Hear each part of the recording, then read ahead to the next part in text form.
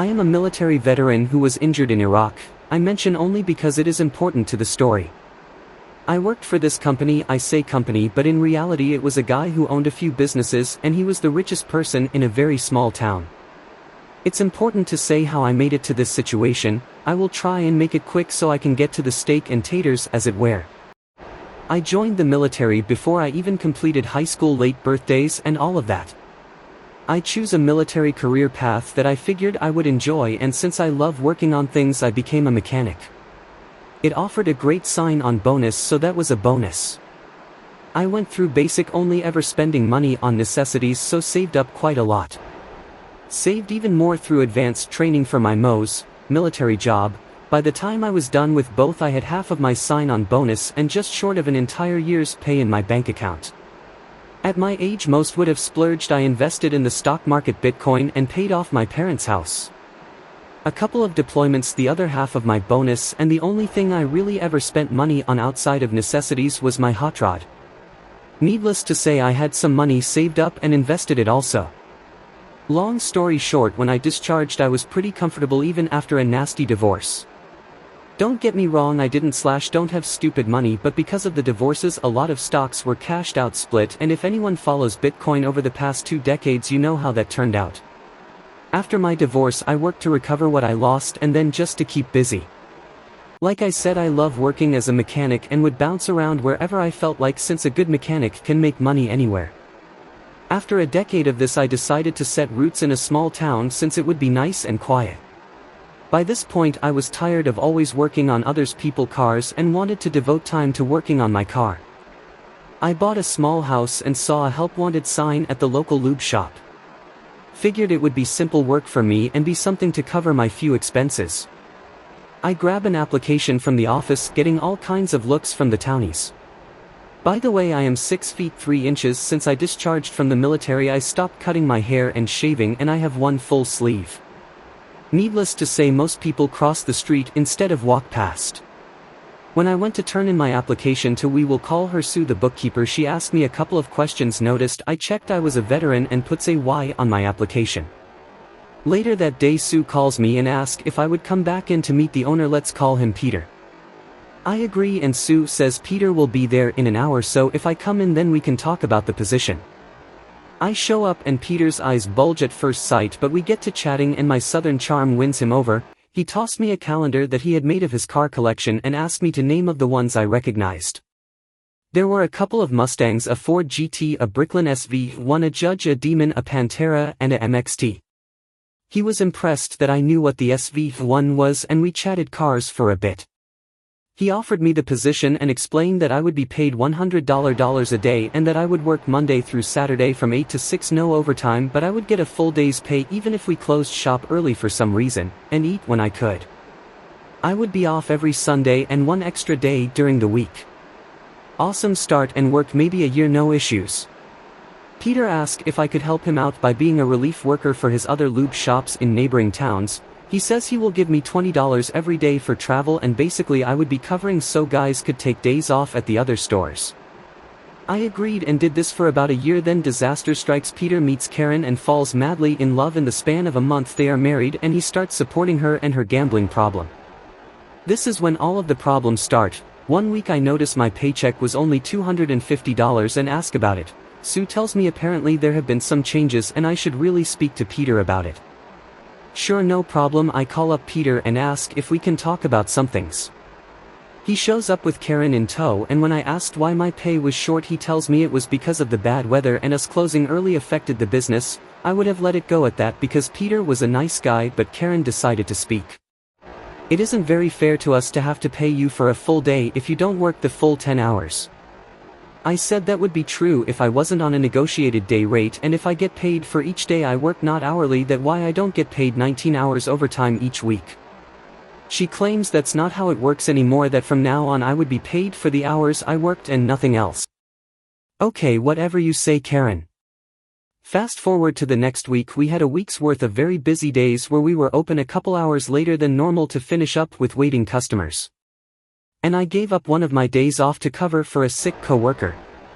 So when what should have easily been over an $800 paycheck was only $600, I had some questions. I called Peter and asked him what was going on, why I only got paid $600, and he says, well, that's what we agreed on, a $100 a day. I look at him blankly and ask if he forgot about last week, and he asked what about it. I reminded him and he just says it is what it is. Okay, so at this point I am aggravated, and that is when Karen walks in and asks, so what is he bitching about now?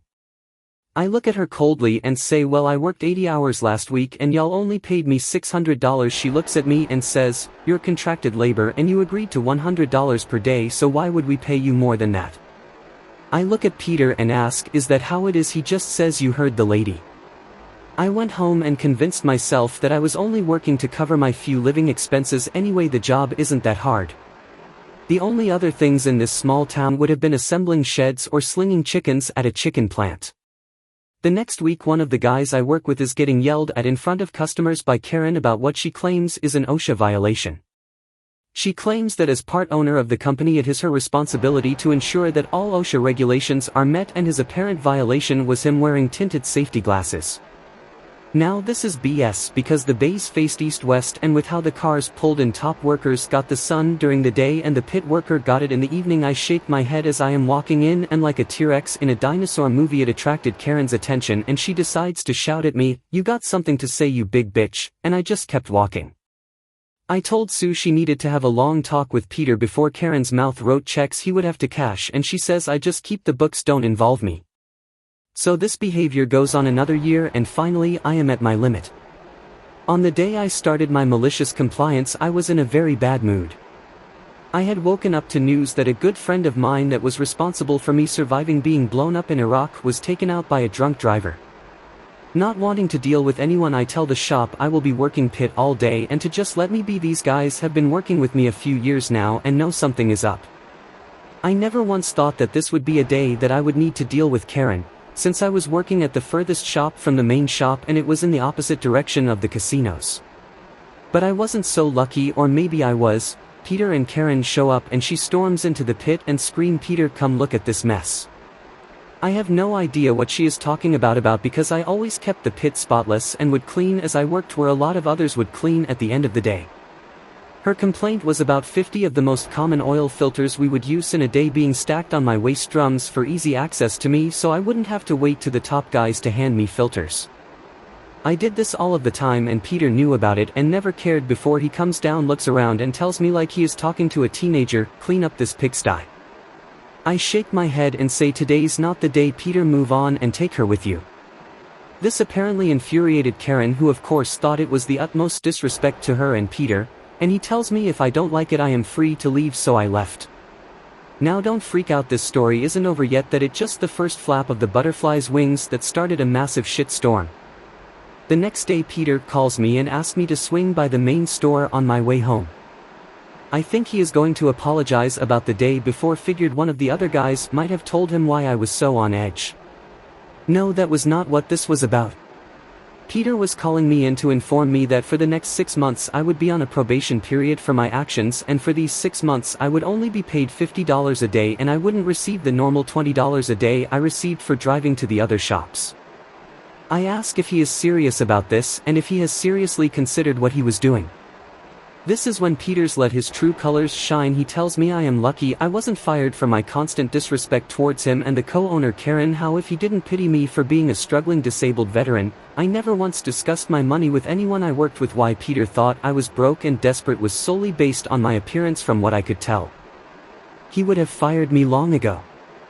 Something inside me snapped and I just started laughing. He asked me what I thought was so funny and I stood to my full height, stepped to him like a drill sergeant about to give some wall-to-wall counseling and say you should reconsider your life choices and who you choose to go into business with. Peter then says, what, you gonna sue me or something? Go ahead if you think you can afford to. What do you get from the VA? Like $1,000 a month. I know how bad you need this job. That wasn't my plan, but it kicked in my malicious compliance, and since I will always be a solider to go to war. That day I called a labor lawyer, paid the $3,000 retainer and started my lawsuit for unsafe work environment, unpaid overtime, and minimum wage violations. All while continuing to work for him. It was glorious, but still not enough. It took about the 6 months of my probation for the lawyer to get off of the paperwork together and filed slow rolling it on my request, and this lawyer was a former Marine, so I think he had an idea of what I had in mind. After everything was ready, my lawyer filed the paperwork and Peter and Karen were served at the main store while I was at work. They read the paperwork and the process server for my lawyer stuck around to be a witness to what I knew would be coming. When they read that I was suing them, Karen and Peter flipped. Peter shouts, "I should kick your ass, you ungrateful piece of shit," and Karen screams, "You're fucking fired, you pussy, I bet you weren't even really in the military." The process server recorded everything, gave it to my lawyer, who added to the lawsuit unlawful termination because it is illegal to fire an employee because they are suing you. The next day, I opened up my lube shop car wash combo and started recruiting my former co-workers at higher pay plus commission. They also wanted to jump in on the lawsuit and my lawyer was more than happy to add them to it. So 2 years down the road, after subpoenas to get security footage from the shops, the books going back 5 years, and sworn testimonies, we go to a mediation to settle. They offer a measly $50K to split between the 15 of us on the lawsuit, when that didn't even cover the unpaid overtime. We declined. Then our Apache came in to save the day. Sent by the IRS, delivered to my lawyer because of request for the company's tax documents. Peter held each lube shop as its own individual LLC, each with its own tax ID and employment record. Peter and Karen thought it would be a smart move to file for a tax credit for employing a veteran at each of the 6 shops. In their filing, they claimed that they employed a veteran, me, as a full-time employee working a minimum 36 hours a week at rate of $12/HR. The government gives a tax break to companies that employ veterans. At the next mediation, my lawyer presented the reports to their lawyer and the mediator, and after a quick 20-minute discussion, Peter and Karen came back and agreed to settle at our request of $400K in unpaid overtime to be split between 15 of us, all legal fees, and a personal settlement for the unlawful termination suit of $20K for each shop I was listed as an employee at, as well as unpaid wages. For the 6 months I was only paid $5 an hour.